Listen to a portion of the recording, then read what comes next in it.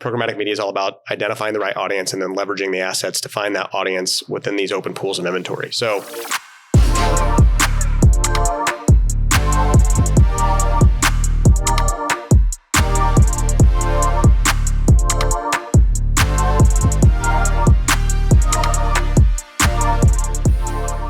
on today's episode of Rise, Grind, Repeat, we talked to Branden from Choozle. We use Choozle to buy our TV ads, banner ads, native ads, and every other ad you can think of. We dive deep into how their platform can really help brands and marketers achieve their marketing goals. We really nerd out on this episode. Let's dive right in.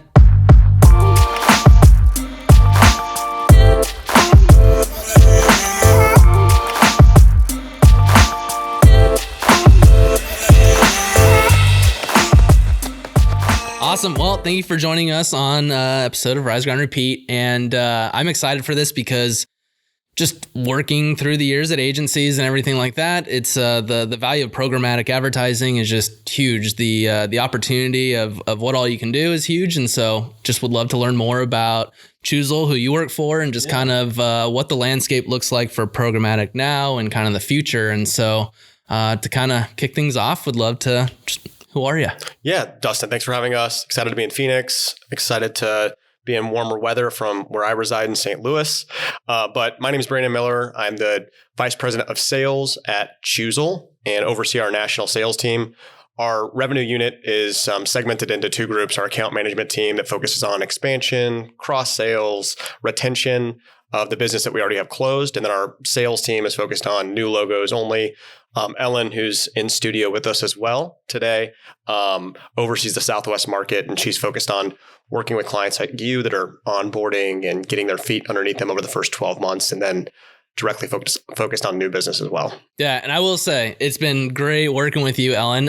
Just the onboarding process is awesome. It's like, I mean, an email goes out and within like 5 minutes, just get a response, and it's been awesome. It's good to hear that too. I mean, we really try to focus on that from a business standpoint, even when like a lead is generated. So response time from the rep to a client that we're already working with, critically important, specifically with the account management team as well.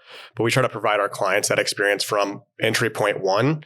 Just an example of that really quick. Our sales development representative, or SDR, that works in the inbound unit is required and held accountable to a 5-minute call response time. So if you were not working with Choozle, and you request a demo, you'll get a call from him over the phone in 5 minutes and an email directly after that, because we understand that it's about 80% of clients or prospects will sign with the person that gets back to them the fastest and has like a positive experience within that interaction. You're on point. I mean, that happens in every industry, but even, I mean, I sent out emails to like, I think it was Steelhouse as well. And it took them another week to get back. And it was just like, well, we're already up and running with another vendor. And so it's just, yeah, that response time is huge. And I mean, that's important in every industry. Just, I mean, every minute that goes by, every hour that goes by is another opportunity for someone to go, I don't want to run with you guys. You know what I mean? Yeah. I mean, and with how sort of society's evolved, like we live in a time where, if you're reaching out, you need something immediately. And if a day goes by, you may have already found a solution, or you may have an evolving need that's not the one that you had. So in the moment, if you need something in the programmatic space, our team is trained to get back to people quickly so we can have a positive client interaction from the very beginning. No, I love it. And before we dive more into what programmatic is and all the capabilities, would love to just hear kind of a background on Choozle. How did Choozle get started? Absolutely. Choozle's been around for a little over 6 years. Our co-founders are Andrew Fisher and then a gentleman named Jeffrey Finch. They raised about $500,000, a little bit more, from friends and family to start a business. That's awesome. Yeah, they weren't exactly sure what they wanted to start at first. And one funny sort of background piece is their first entry into the space was a website called cuterpets.com. So www.cuterpets.com. And it was going to be a place where you could vote, kind of like HotOrNot, but for that's great. For pets across the world. They quickly, though, realized there's not a lot of revenue in cuterpets.com besides, residual advertising placements. And they created an advertising unit, which was called a Choozle. So we started in like the dynamic data gathering and dynamic creative space, where we would provide an agency like EIC the opportunity to use this dynamic creative piece where somebody could put, a Jeep Renegade or a Hyundai Sonata, and then folks would interact with that ad and they would collect data on that. What they soon realized is we could better provide services to our partners through media buying and demand side platform technology. And really what that is a programmatic media buying software that they eventually developed. So pivoted from this $500,000 round, trying to do like dynamic creative, understanding that maybe wasn't servicing the need of the market, and then switching into this DSP space with independent advertising agencies and brands, really. Yeah. So if you look at like enterprise level technology, where Choozle wanted to make its bet was Google and the Trade Desk and MediaMath, they're all focused at the top of the market. They want to work with Publicis. Yeah, they want to work with Omnicom. They want to work with Group M. And there wasn't a provider downstream to give those enterprise tools to independent media buyers at an agency like EIC or an independent brand or media buyer in-house at a client. So did it really start out? I mean, did the idea come? They got the vote for the cutest dog, and was the whole goal to try and sell advertising placements, and then it just evolved into more of the media buying? Yeah, the goal at first was just to sell those individual ad units, just like there's a company called Gum that has like dynamic creative that pops up from the bottom. They now have an ad exchange.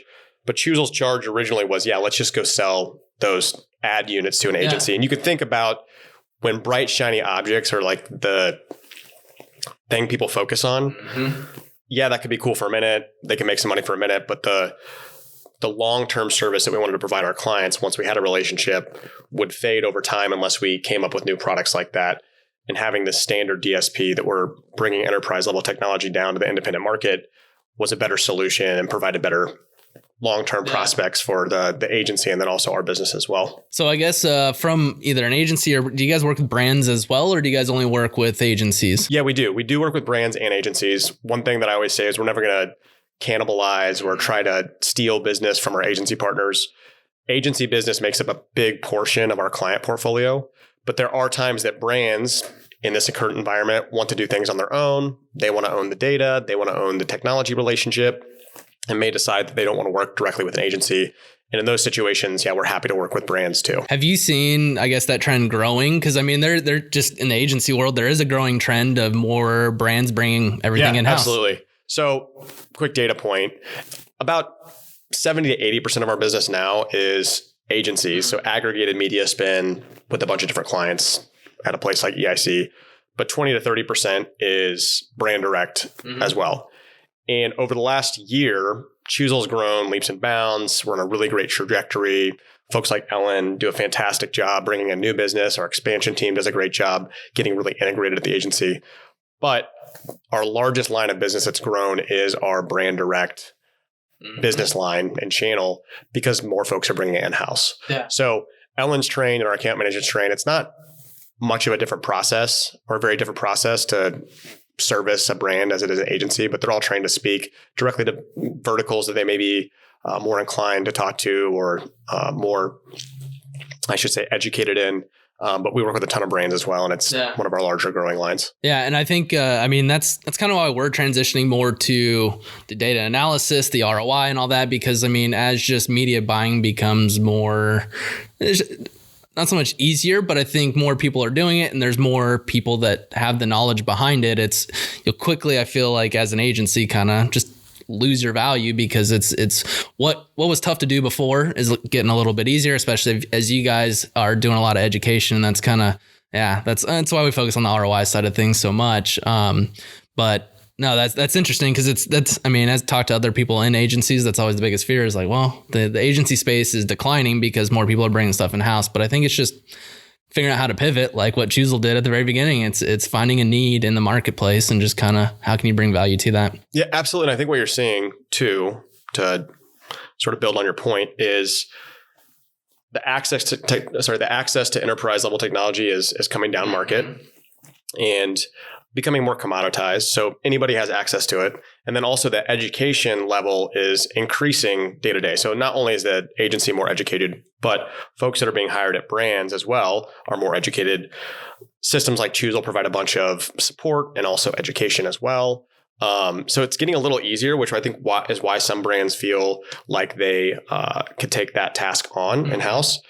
But also to your point, agencies will always be indispensable for a myriad of reasons. A lot of in-house marketing teams at brands don't have the labor force needed or the resources needed to hire traders in the space or people who analyze data and then can translate that to the media buy and the DSP. So I have conversations with this about with a number of people that I'm friends with in the industry.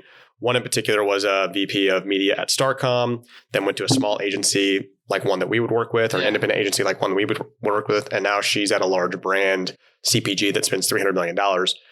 She always says, I would never do this in-house because an agency provides indispensable value of getting context across a multitude of clients. And I think that's the same, not only at the large level, but in a situation like yours, when you're working with 5, 10, 20 different clients, you can draw those learnings into a campaign that you're running for a particular brand that may not have the same perspective that you do. Yeah, no, that makes sense. And really good point.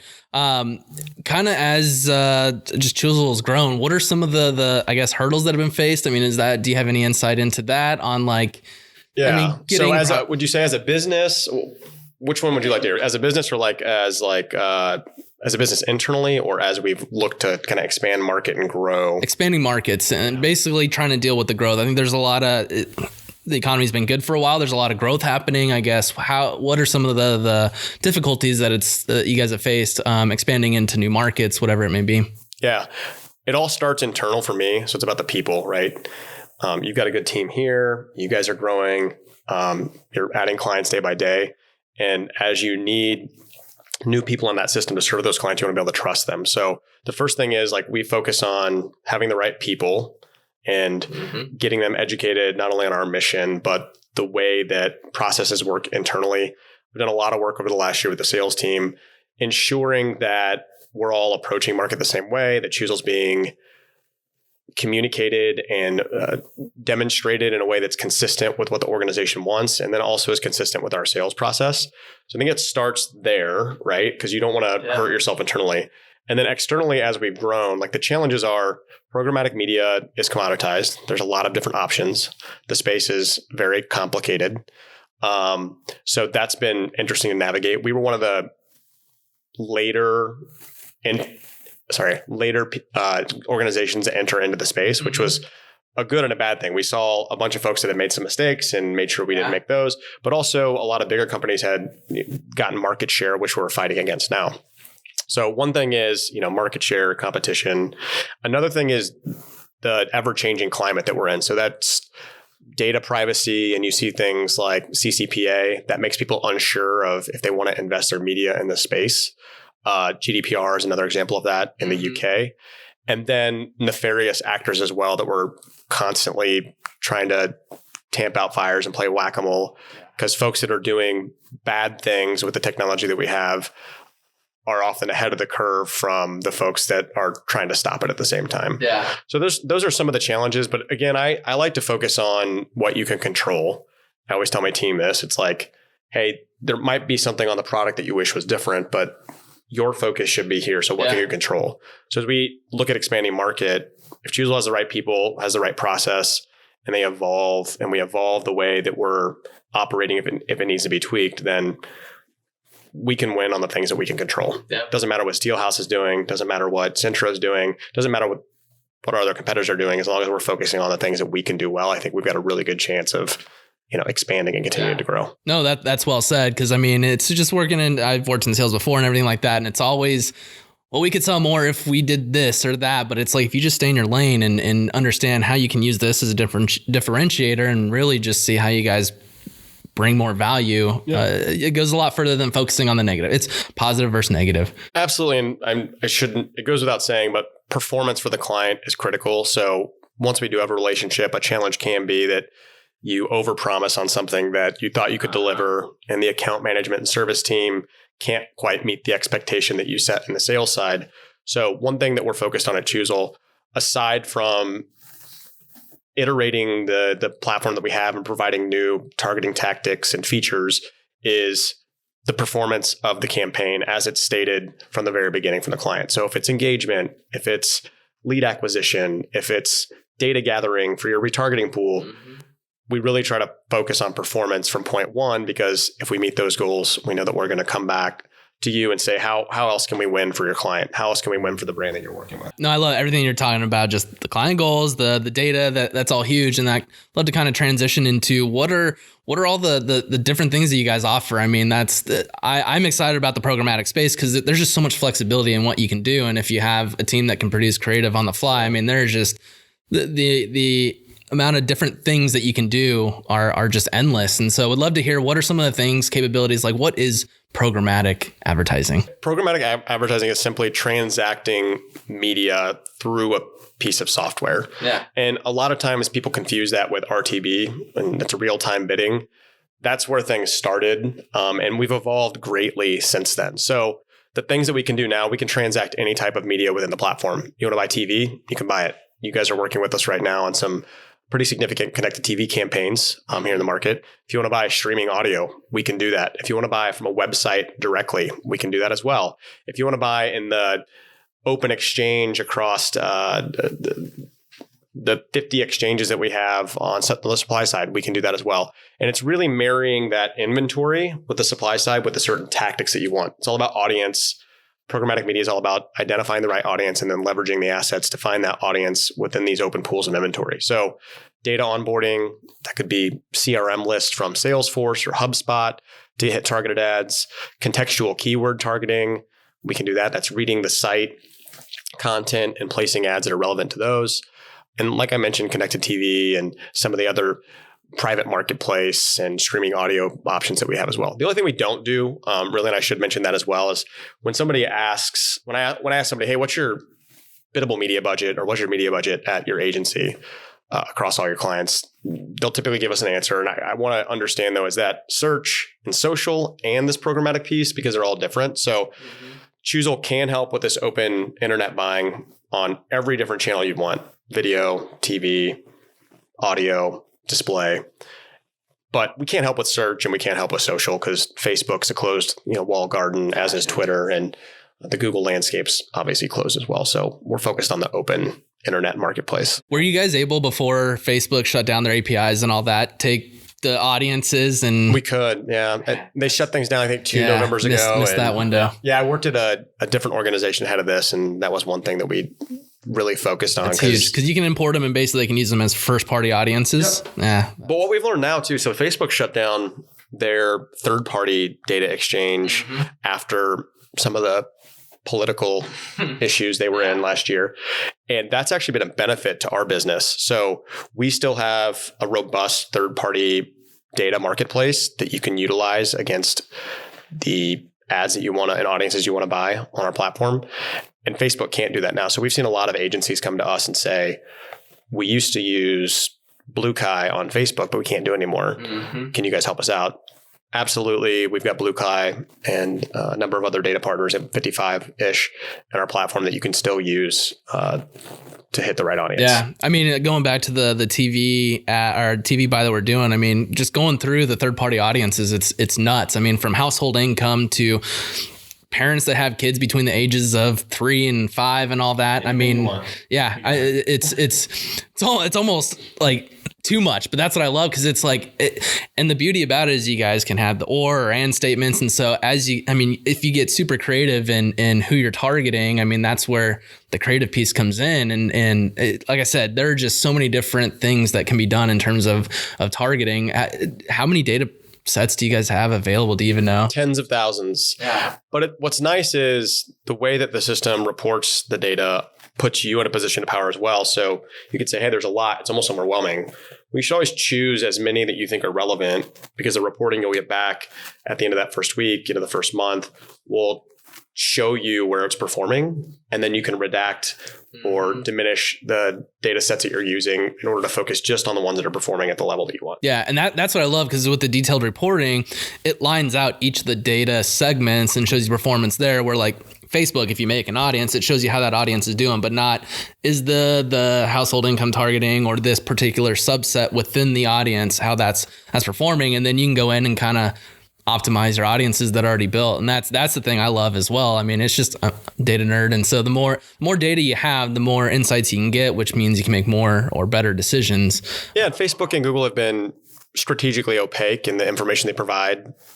You'll say the Facebook campaign ran well, and it did based on the information you're getting. But if you want to get granular, you want to get deep, you really need to be doing open internet buying on a system like Choozle alongside the stuff that you're doing over there in order to see some of that more granular information that you want to. What's really cool is if you guys, I mean, basically how I kind of articulated is, I mean, can use Choozle to really prospect, and because you have the so many different data sets, so you can target the right person you want.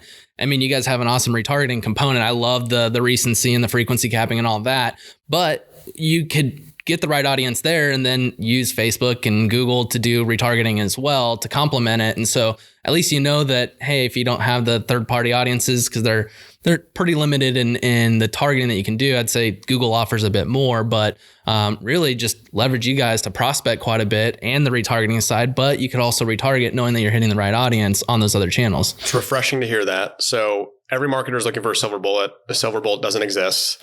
All these systems complement one another. So I would never advise that an agency just use Choozle. I probably shouldn't say that, but I'm saying you probably just shouldn't use Choozle. You should have a Google connection because Google does some things really well. You should have a Facebook connection because Facebook does things really well. But complementing those things, you need Choozle or a system like Choozle. We would prefer that it's us. To make up for some of the deficiencies that those systems have. There's benefits and limitations to every technology out there. Choozle's great at prospecting. It's great at driving top funnel. It's even really good at driving acquisition stuff. If you've got somebody smart internally reading the data and knows how to make those optimizations, but it's always in complement with these other things as well. And you got to look at attribution the same way too. A lot of partners that we have will decide to cut budgets with one platform or another due to poor performance. And the question I always ask is, let's look at aggregate performance or the meta performance across all your investments this year. And if it's been better than it was last year, I don't think you should just chop individual pieces of the equation out because attribution should be counted across all the investments you're making, whether it's television, search, social, open internet buying on Choozle or otherwise. Do you guys have, or are you guys planning on doing any type of attribution measurement? Because I mean, I've seen this too many times where it's like, well, up here, we're not seeing any conversions, but it's like, well, you're only looking at last click. And it's like, once you cut this, all of a sudden all conversions stop. And it's just like, wait, what happened? And it's like, well, that's feeding down here. Yeah. Are you guys working on anything like that? So where we're at right now, from my perspective, like the strategy team, we've got a group of folks internally that align on the strategic investments we're making on the product side over time. Attributions definitely come up. Where we're at right now is Choozle wants to be really good at putting you in a position to buy media and target the right audience. There's other companies that do attribution really well that will connect to our system. So Choozle's a hub. You can bring your data and place it in. You can bring any whitelists that you've got in. You can bring IP lists. And you can also connect different reporting partners and folks that would be probably better positioned on the attribution side to tell you what truth is. One caution I always give folks is a free tool that's out there is Google Analytics, GA. They do a great job of being the judge, jury, and executioner on their specific campaigns and their closed network. Google has a hard time, though, on the open internet when it's not buying from its system, computing and reading things the same way. So I always say when you're looking at attribution, when you're looking at those things, don't rely on the free product. You get what you pay. You get what you pay for in that situation. And there's a lot of tools out there that will be able to be an independent third party to read Google, to read Choozle, and to put you in a position to really understand what's going on. Yeah. Do you guys have any preferred partners there, or do you have anyone? Because we use Google Analytics, but I mean we just get super creative in the UTMs that we're using so that we can tie user journey and all that type of stuff. But if you had someone in mind, we do have a few folks. We're soon to announce, a reporting partnership and some deeper integrations there. I should say also, super excited that Choozle's always really tried to make the programmatic media buying process simple. And as we've looked at the way that we want the user experience to evolve this year, our product and engineering team are making investments to expand some of the capabilities on the platform. We're really focused on this connect TV piece where you are investing already. We're focused on data onboarding because we understand that privacy is going to become more of an issue as we move forward. And the last piece is going to be reporting, so that you can get the information that you want and need in the platform. But also on the reporting side, we're making more of our API data points available to third-party partners so that when you connect with them, and we could potentially refer you to one here in the next few weeks, that you're going to get all the information you need within their platform on the attribution side, which is what they do really well. Yeah, no, I can't wait for that. I'm always anything to tie the data together. I'm all for. We've been bringing up data quite a bit. As we've seen the California law passed, GDPR. How are you guys able to use these data partners? And I guess what are some of the things that you see in the future when it comes to data privacy? I personally think that because people want stuff quickly and all that, they're going to give up more data. Everyone talks about like they really care about their data privacy, but I don't think it's really there. I think just people talk about it quite a bit, but from a regulatory standpoint and stuff like that, what are you guys' thoughts? How are you guys preparing for that? So the open internet is free unless you're paying for like a New York Times subscription that gets you access to like exclusive content. Mm-hmm. The open internet is ubiquitously free right now. I don't see it being paid in the future. I don't think you see it being paid in the future. Like we have all learned the internet that is free. So you're exactly right that people are going to be willing to give up more data in order to continue to transact and consume information on the internet for free. I don't want to pay for ESPN.com. I don't want to pay for CNN.com. I don't want to pay for any of these places. And I specifically don't want to have to pay a lot of different publishers to get access to their content. So as things evolve, I see CCPA really having a heavy influence on what other states are going to do. We're running campaigns in California right now. Choozle has to be compliant within the CCPA space. And if you have to be compliant in CCPA, it's going to be easier to make all your campaigns look the same way, right? Mm-hmm. So the way that I see it evolving is at the agency side, like those conversations need to be happening with every client right now. There could be a situation where third-party data changes drastically in the future, as it has for Facebook for the open internet. Yeah. You just saw the announcement a couple of weeks ago that Google's planning to get rid of cookies in 2 years. That's going to drastically change the environment. So if those conversations aren't happening now or haven't started now with agencies and their partners, or if brands haven't started thinking about this stuff now and how to actually use the data they have, that needs to happen immediately because you need to start preparing your strategy for how to use that. And I referenced the person earlier that's worked at Starcom and a couple other places, but they're using their data now and trying to get even more data with the use of that data in those campaigns. So, hey, we know something about this person. Can we get a little bit more information? And I think that's what you'll see is people focusing on just capturing as much as they can over time. Because at the end of the day, that first party data is better than the third party source that you can look up, and you should have better performance against it anyway. Yeah. So I'm not sure if that answered your question. No. And I think that's how I see it shaping out. The biggest thing that got answered is everyone talks about their data privacy and all that, but as soon as you say, well, it's going to cost you $150 a month to access the internet, you're like, all right, go ahead and take my data. You know what I mean? Like, absolutely. The other thing I think about is, everybody's holding on to their data, their email addresses, any information they have with clenched fists right now. Mm-hmm. And that's fine for the moment, but I would encourage brands and agencies to push their brands to start utilizing that, specifically in the independent agency space. So the middle market agency space. There's a lot out there, breaches, data breaches, and privacy and all that kind of stuff. But that information that you have is more valuable than anything else you could put into a system like Choozle, and will get you better performance. So if they're not using it now, they need to start using it. Yeah. In order to figure out what their policies are around usage, what their best practices are, and then what they can really gain from leveraging it across their media buys. Yeah. No, I love it because it's like the bigger barrier to enter, the bigger wall that's up. Just you got to be a better marketer. Then you got to get more creative and stuff like that. And to your point, the power of first party data, figure out ways that you can collect that, whether just give a ton of valuable information and I mean, just figure out ways to get that first party data in a way that people are willing to exchange their information for whatever you're putting out. And I think, yeah, there's a ton of opportunity there, but continuing on with data, one thing that we've talked about too is the programmatic TV. I think there's the connected TV, programmatic TV, there's advanced TV, there's all these new ways of TV.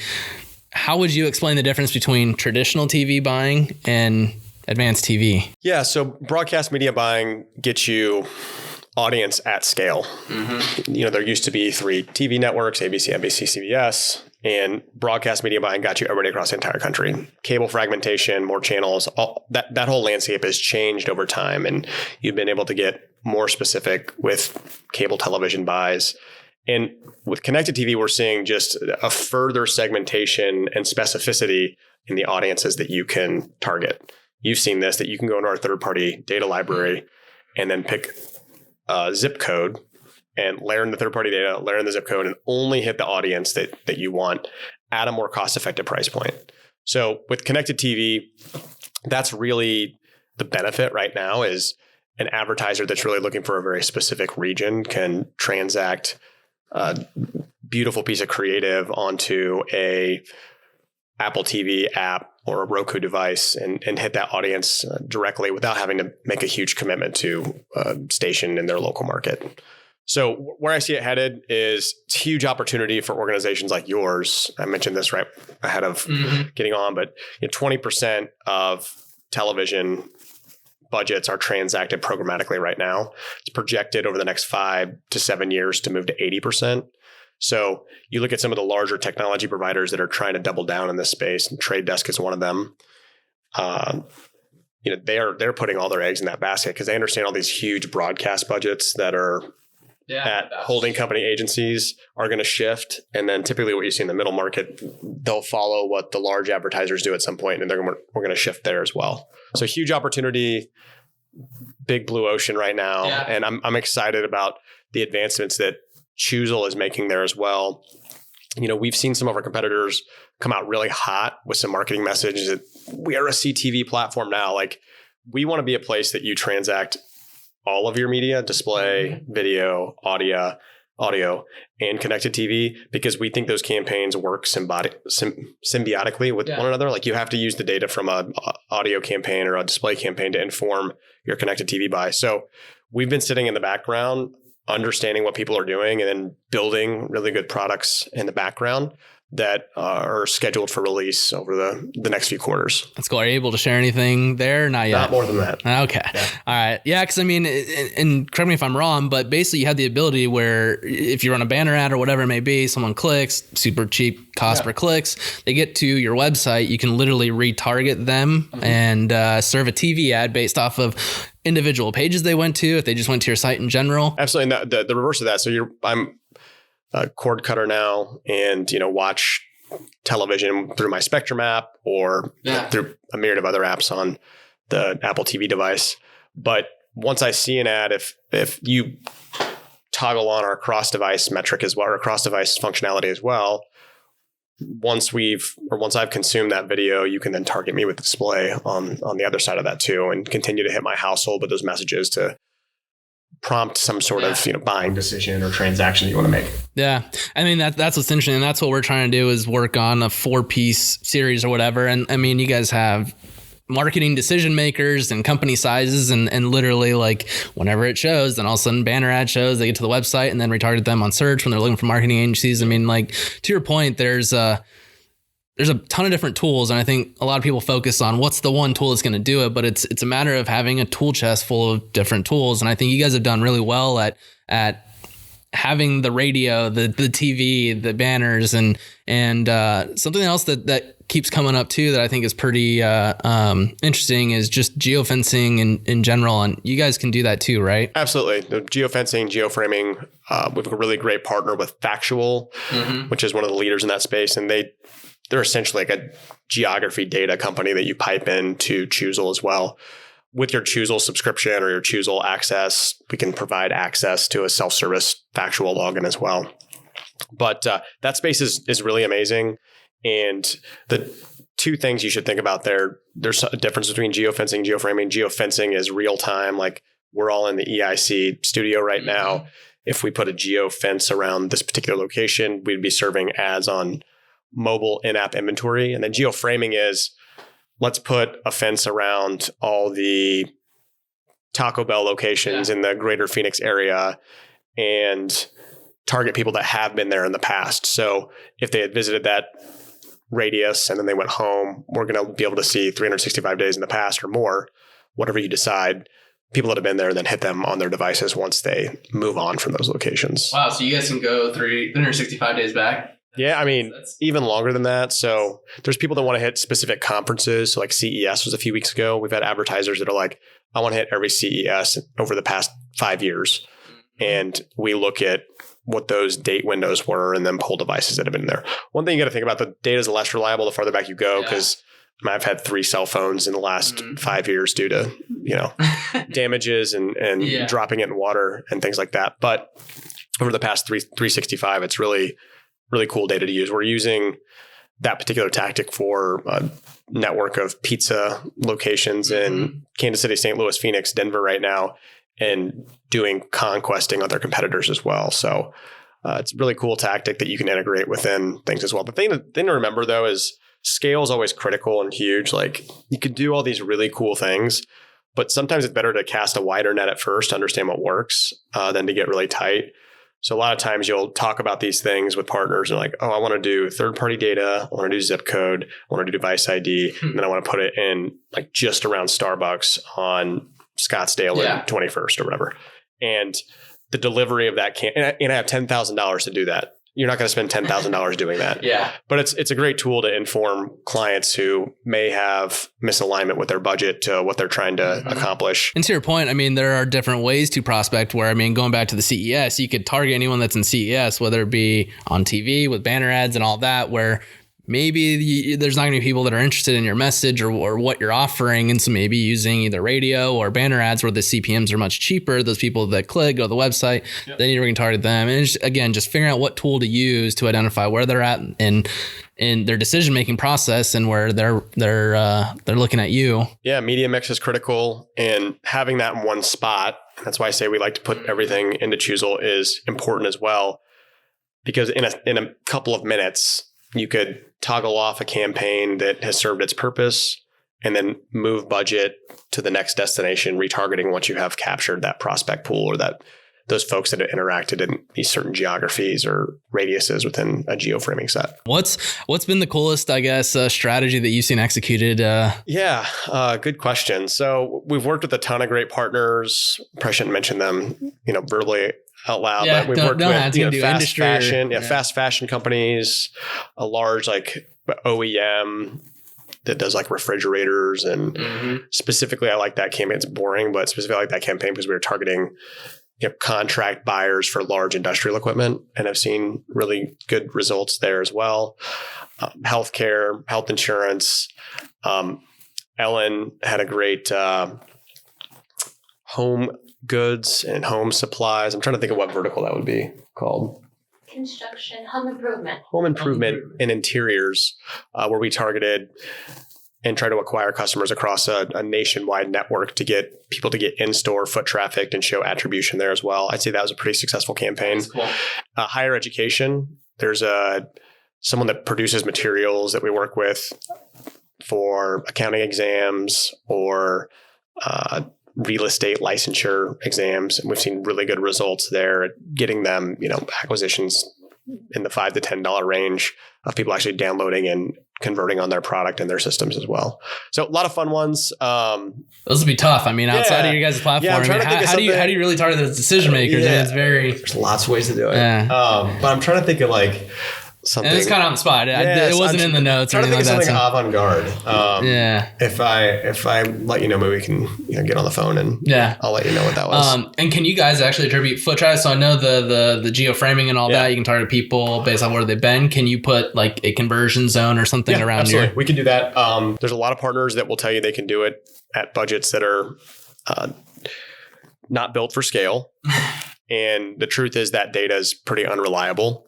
So there are thresholds of reliability based on the investment that you're making. So the more impressions you deliver, and typically that means the more budget you spend, the more accurate that data is going to be. So yes, we can do that. We always advise, and Ellen and our sales team and account management team are trained on what those thresholds are and what we would recommend. So there's folks sometimes that will say, hey, we don't believe we're going to get accurate data because we want to be a good partner and be transparent and honest. And they may go work with somebody else, but I don't want to tell somebody something that we can't do. So yes, we can do it. Caveat being there's certain minimum impression delivery thresholds that you need to meet to have it be accurate and reliable for. Yeah, no, I mean, that makes sense. I mean, you need statistical significance to be able to attribute whether it's working or not. And so, no, I mean, the transparency, I think that goes a long way because there are a lot of people, companies, vendors in the space that will just tell you what you want to hear, overpromise and underdeliver.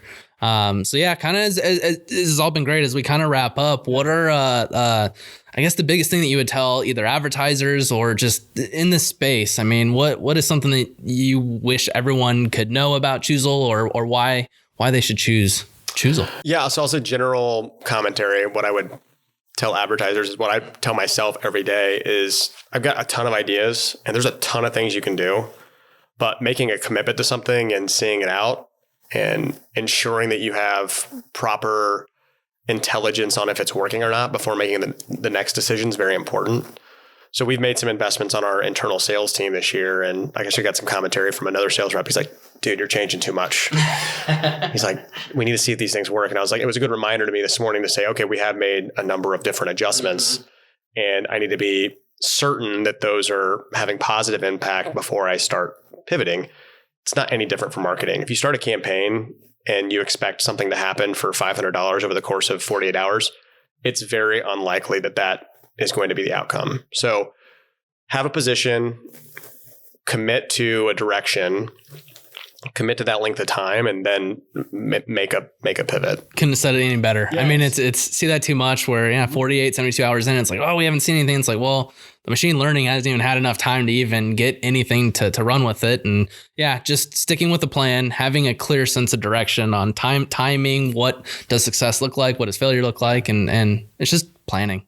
Yeah. So that's my piece of advice for sort of the external audience.